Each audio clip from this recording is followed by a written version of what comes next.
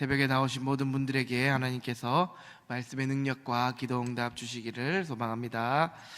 오늘 시편 97편은 여호와의 통치와 심판을 노래하는 찬양으로서 이 다른 표제가 달려있지 않은 시입니다. 단지 이 8절에서 나오는 유다의 딸들이라는 표현이 나오는데, 이 표현으로 남북으로 갈라진 이스라엘 시대의 남유다에 속한 자라고 추측을 할 수가 있습니다. 이러한 시편 97편은 여호와의 통치에 즐겁고 기쁨을 표현하며 시작을 하고 있습니다. 앞서 이 시편의 저자가 남유다에 속하였을 것이라고 했는데, 그렇다면 이 시인이 있을 당시에는 왕의 통치를 받을 때였습니다. 하지만 이 시인은 왕의 통치가 아닌 여호와 하나님께서 다스리시나니 땅은 즐거워하며 허다한 섬은 기뻐할지로다 라고 노래를 하고 있습니다. 즉, 하나님께서 이 땅을 다스려 주실 것을 갈망하며 기대하고 있는 것이지요. 참된 하나님의 백성은 이처럼 하나님의 통치로 인해 기뻐하며 즐거워하는 자들입니다. 그런데 지금 우리들은 누구의 통치를 받고 있습니까? 여러분들은 하나님의 통치를 갈망하며 기대하고 있습니까? 아니면 이 하나님의 통치를 귀찮아하거나 부담스러운 멍해라고 생각하고 있지는 않습니까? 세상 사람들은 돈이나 명예, 권력, 쾌락 등에 의해 인생이 좌지우지 되는 사람들이 많습니다. 즉, 그러한 것들의 통치를 받고 있다는 것이지요. 그리고 적지 않은 교인들도 그러한 것들로 인해 희로애락을 경험하고 있습니다. 물론 이러한 돈이나 명예, 권력, 각종 세상의 것들이 전혀 필요 없다는 것은 아닙니다. 하지만 성도는 세상적인 가치관으로 세상의 것이 내 삶을 좌우하는 것이 아닌 하나님의 통치를 받아 하나님께 내 삶을 맡겨야 한다는 것입니다. 이 시간 하나님께서 내 삶을 온전히 다스려 주시기를 기도하는 성도님들이 되기를 간절히 소망합니다. 하나님께서는 자신에게 삶을 맡기는 자들, 하나님의 통치를 간절히 원하는 자들에게 오셔서 기쁘게 다스려 주실 것입니다. 우리 광양중앙교회 성도님들이 이런 하나님의 다스림을 받음으로 진정한 마음의 평안과 삶의 안정을 누릴 수 있기를 주님의 이름으로 간절히 축원합니다. 다음 2절부터 7절은 하나님의 놀라운 권세를 노래하는데, 여기서 시인은 자연현상을 사용하여 표현하고 있습니다. 왜 이렇게 자연현상으로 하나님의 권세를 나타내고 있는 것일까요? 그것은 우리가 직접 볼 수 없는 이 하나님의 놀라운 권세를 구체적으로 표현할 수 있기 때문입니다. 구름은 이 여호와의 영광을 상징적으로 나타낼 때 자주 사용하였던 표현으로, 특히 하나님의 성막과 성전이 완성되었을 때 여호와의 위엄과 거룩하심 그리고 충만한 영광을 표현하기 위해 구름으로 가득했다라고 말씀하였지요. 다음으로 나오는 흑암은 사람의 눈으로 볼 수 없는 이 캄캄한 곳에 하나님께서 계심과, 그래서 인간들이 도저히 근접하기 어려운 하나님의 위엄을 표현하고 있는 것입니다. 다음 3절에 나오는 불이라는 표현은, 불은 하나님의 심판을 표현하는 것이지요. 그리고 하나님의 놀라운 권세로 대적들을 심판하심을 표현할 때 사용하는 것이었습니다. 다음 번개를 통해서 순간적으로 나타나는 놀라운 하나님의 권세를 표현하였고요.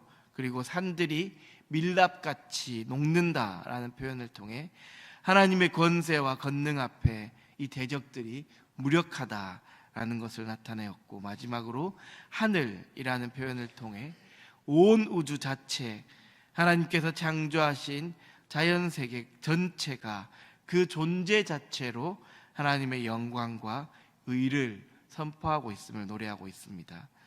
이러한 표현들을 통해 우리는 무엇을 느낄 수 있습니까?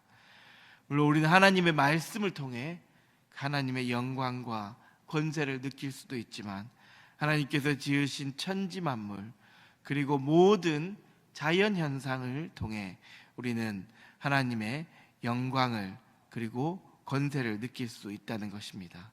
그렇기 때문에 어찌 사람들이 만든 신, 조각한 신상, 허무한 것들을 숭배하며 따를 수 있다는 것입니까?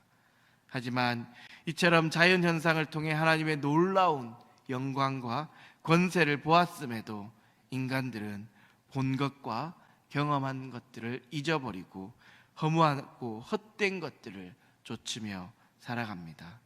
왜 그럴까요? 그것은 인간이 타락하여 영적으로 무지하게 되었기 때문입니다.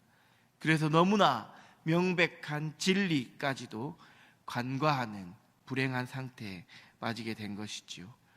그리고 계속 그러한 상태에 빠져 있는 자들은 모두가 수치를 당할 것이라 오늘 말씀은 선포하고 있습니다. 그렇습니다. 이스라엘 백성들은 놀라운 하나님의 영광을, 그 권세를, 놀라운 능력을 경험하였고 온갖 자연 현상을 통해서 그러한 영광과 권세를 보았던 자들이었지만 각종 우상 숭배를 하며 하나님을 따르지 않았고 결국 수치를 당해 하나님께 버림을 받았습니다. 그리고 우리 또한 이 모습과 다르지 않습니다. 지금까지 하나님의 은혜로 여기까지 왔다고 하지만 어느새 하나님의 통치가 아닌 세상의 것을 따르며 세상 가치관대로 허무하고 헛된 것들을 좇으며 살아간다는 것입니다. 이것은 어쩔 수 없는 인간의 타락한 본성이기에 그것을 부인할 수는 없습니다.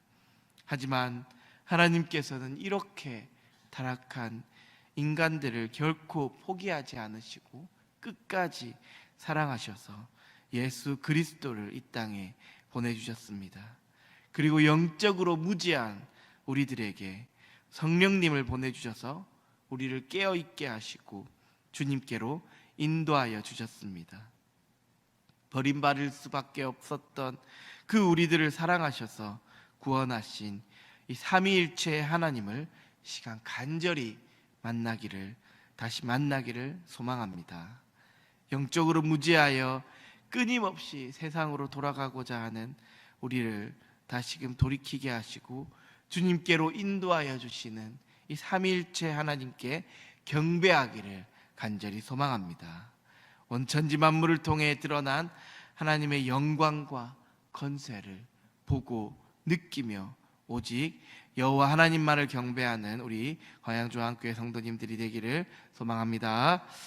다음으로 10절부터 12절은 이 시의 결론적인 내용으로 하나님의 백성 의인들이 어떻게 행하여야 하는지를 권면하며 찬양을 촉구하고 있습니다. 먼저 하나님의 백성 의인들이 누구인지를 알려주고 있는 표현으로 여호와를 사랑하는 너희여 라고 말하고 있습니다. 이를 통해 명확하게 알 수 있는 것은 의인과 악인의 구분은 여호와를 사랑하는 것, 즉 사랑하는 대상이 누군가라는 것입니다. 의인은 여호와 하나님을 사랑하지만 악인은 자신을 사랑하고 사람들을 사랑하고 허무하고 헛된 것들을 사랑하는 자들이라는 말씀이지요. 특히나 요즘은 이러한 문화들을 통해서 자기 자신을 사랑하는 것이 중요하다라고 말합니다. 물론 자신을 사랑하는 것 너무 중요하지요. 자신을 사랑하지 않고 어떻게 타인을 사랑할 수 있겠습니까? 그런데 자신을 너무나 사랑한 나머지 오직 자신만을 소중하게 여기는 경우가 있다는 것입니다. 디모데후서 3장 2절에서 바울도 이 말세 사람들의 특징으로 사람들이 자기를 사랑한다라고 하였지요. 그렇습니다. 지금 사람들은 자기 자신만을 너무 사랑하고 있으며 그로 인해 타인에 대한 배려나 존중이 없어졌고 성도들도 여호와 하나님을 사랑하는 것보다 자신을 더 사랑하며 자기 생활을 더 중요하게 생각하는 사람들이 더 많아졌습니다. 자신의 모습을 한번 돌아보십시오. 겉으로는 여호와 하나님을 사랑한다고 하지만 내 생활이 먼저이고 내 삶이 먼저이지는 않습니까?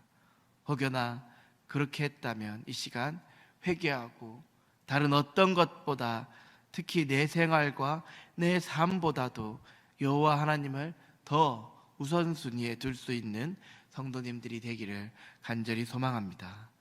이렇게 여호와를 사랑하는 의인에게 시인은 악을 미워하라 라고 명령하고 있습니다. 사실 여호와 하나님을 사랑하면서 동시에 악을 사랑할 수는 없습니다. 왜냐하면 여호와 하나님께서는 악을 미워하시는 거룩하신 분이시기 때문입니다. 그래서 하나님께서는 이스라엘 백성들에게 너희는 거룩하라, 나 여호와 너희 하나님이 거룩함이니라 라고 말씀하셨으며, 잠언 8장 13절에서도 여호와를 경외하는 것은 악을 미워하는 것이라, 나는 교만과 거만과 악한 행실과 배역한 입을 미워하느니라 라고 말씀하셨습니다. 따라서 여호와 하나님을 사랑하는 자들이 악을 미워해야 하는 것은 너무나 당연한 말씀입니다. 그런데 여기서 사용된 미워하다라는 표현은 이 시느우라는 단어인데, 이것은 증오하다, 대적하다라는 의미를 가지고 있습니다. 즉 적당히 미워하는 것이 아닌 증오심을 품고 적극적으로 대적하라라는 것입니다. 이러한 표현을 통해 알 수 있는 것은 하나님의 백성이 악을 행하며 악을 쫓는 것도 죄악이지만 악에 대해 아무런 가치 판단을 내리지 않고 침묵하며 중립을 지키는 것 또한 죄악이다라는 것입니다.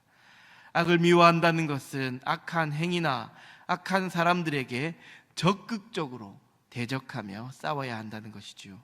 물론 이 싸움이라는 표현으로 통해 시비를 걸고 폭력을 행하라 이러한 것은 아니지만, 침묵하고 방관하고 모른 척 하지 말고 악을 악이라 말하며 기도하며 전심으로 싸워나가야 한다는 것입니다.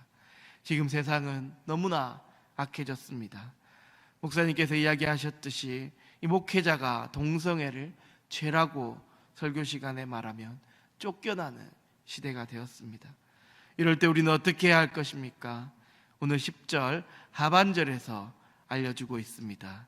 그가 그의 성도의 영혼을 보존하사 악인의 손에서 건지시느니라. 악을 미워함으로 인해 핍박받고 고통받을 것을 이미 알고 계신 하나님께서 영혼을 보존하시고 악인의 손에서 건져주신다 라고 약속하신 것입니다. 여기서 말하는 이 건져주심은 악인에게서 끄집어내어서 빼내어 주신다라는 의미로서 하나님께서 아주 적극적으로 개입하셔서 지키시고 보호하여 주신다는 것입니다. 그렇게 우리는 더욱 힘을 내어 악을 미워하고 거룩하고 의로운 삶을 사는 것에 매진해야 할 것입니다.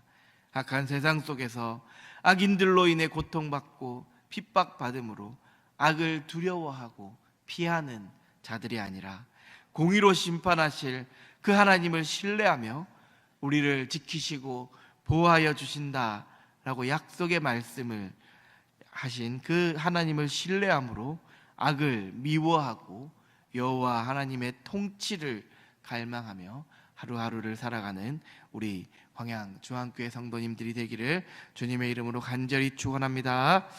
기도하겠습니다. 사랑의 하나님, 오늘 말씀을 통해 하나님의 통치를 갈망하며 세상의 방식을 쫓는 자들이 아닌 하나님께 내 삶을 온전히 내어 맡기는 성도님들이 되게 하옵소서. 온 천지 만물을 통해 드러나는 하나님의 영광과 권세를 몸소 느끼게 하시고 오직 여호와 하나님만을 경배하는 자들이 되게 하옵소서. 악인들이 득세하고 악이 넘쳐나는 이러한 시대에 공의로 심판하실 하나님을 신뢰하며 악을 미워하고 우리를 지키시고 보호하실 것이라 말씀하신 그 약속의 말씀을 신뢰하며 선을 행하는 우리 모두가 되게 하옵소서. 오늘도 이 예배의 자리, 이 기도의 자리를 허락하신 주님께 감사드리오며 예수님의 이름으로 기도합니다. 아멘. 하늘에 계신 우리 아버지의 이름을 거룩하게 하시며 아버지의 나라가 오게 하시며 아버지의 뜻이 하늘에서와 같이 땅에서도 이루어지게 하소서. 오늘 우리에게 일용할 양식을 주시고 우리가 우리에게 잘못한 사람들을 용서하여 준 것 같이 우리 죄를 용서하여 주시고 우리를 시험에 빠지지 않게 하시고 악에서 구하소서. 나라와 권능과 영광이 영원히 아버지의 것입니다. 아멘. 이 시간 함께 기도하기를 원합니다. 세상의 방식과 허무한 것들을 따르는 자가 아닌 오직 하나님의 통치를 갈망하며 여호와 하나님만을 경배하는 성도님들이 되게 해달라고 기도하시고, 악한 이 시대 가운데 공의로 심판하실 하나님을 신뢰함으로 악을 미워하고 피 흘리기까지 악과 싸워 승리하는 우리 모두가 되게 해달라고 기도하시기 바랍니다. 또 추석 명절을 맞아 가족들이 모여 하나님께 받은 은혜에 감사하며 하나님을 경배하는 귀한 시간이 되게 하시고, 오고 가는 길에 그 안전도 지켜달라고 이 시간 간절히 주님의 이름을 한번 부르며 기도드리겠습니다. 주여